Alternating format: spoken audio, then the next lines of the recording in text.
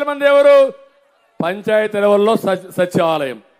అదే నేను ముఖ్యమంత్రి అయితే ఒక్క నిమిషంలో ఆర్డర్ ఇచ్చి ఫస్ట్ డేనే మీ అందరికీ పింఛన్లు ఇంటి దగ్గరనే ఇచ్చేవాడిని. అది నా సమర్థత. నీ దగ్గర డబ్బులు లేవు. 28 నువ్వు ఆర్డర్ ఇచ్చావా లేదా? 3వ తారీఖు ఇస్తానని 28 ఆర్డర్ ఇచ్చాడు.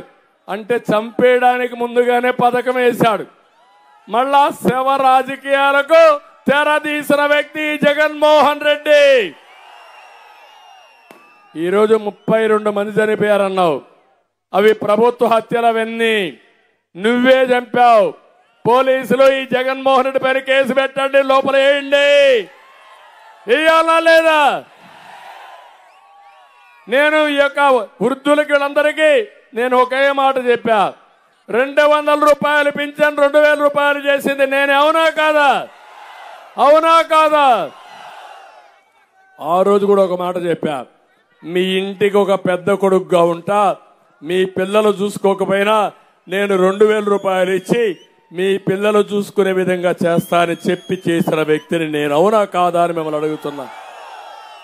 దానివల్ల 450 రూపాయలతో అన్నా క్యాంటీన్ పోయి భోంచేసి 3 పూట్ల కడుపు నిండా ఒక 500 రూపాయలు మందులు కూడా కొనుక్కొని మందులు కూడా ఫ్రీగా ఇచ్చేవాడిని. మిగిలిన 1000 రూపాయలు ఉంటే మనవాళ్ళు ఉంటే ఒక చాక్లెట్ కొనిస్తే ఆప్యాయంగా అవ్వా లేకుంటే నాన్నమ్మ లేకుంటే తాతయ్య ఆయన గారాభంగా చూసుకునేవారు. అవునా కాదా అని అడుగుతున్నా. అవి తెచ్చింది ఎవరు? ఎవరిచ్చారా హక్కు? నువ్వేం చేశావు? అలాంటి ముసలి వాళ్ళని చంపేసి శవరాజకీయాలు చేస్తావా జగన్మోహన్ రెడ్డి అని అడుగుతున్నా.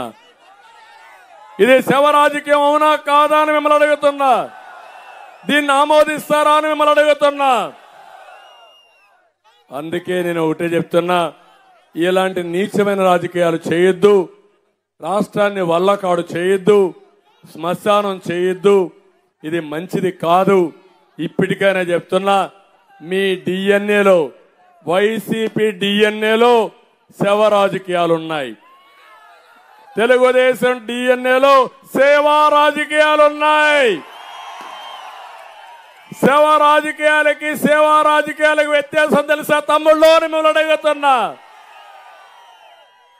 నీకు మనుషులు చంపేసి తద్వారా సానుభూతి పొందాలని వేరే వాళ్ళ పైన నేరం. ఒక సామెత సినిమాల్లో చూసాం. వీళ్లే చంపేస్తారు, వీళ్లే డెడ్ బాడీకి దండేస్తారు, వీళ్లే వేరే వాళ్ళ పైన ఆరోపణలు చేస్తారు. ఏమి నాటకాలయ్యా? పాత నాగభూషణం ఉండేవాడు, పాత విలన్ సినిమాల్లో, తెలుగు సినిమాలో. నాగభూషణానికంటే మించిపోతున్నారు మీరు. నీ ఆటలు సాగనీయం. ఆంధ్రప్రదేశ్లో నీ ఆటలు సాగవు. నన్ను ఆరోపించే మునుపు ఏదైనా కేసులు పెడితే 32 మంది చనిపోయారంటే ముద్దాయి నెంబర్ 1 ముఖ్యమంత్రి, తర్వాత అధికారులు. అవునా కాదా? ఎందుకు ఈరోజు చూశారు? నిన్న నేను తిట్టాను, ఒక మాట చెప్పాను. మీరు ఇవ్వకపోతే మా పెన్షనర్స్ అందరికీ పింఛన్దారులకు విజ్ఞప్తి చేస్తున్నా.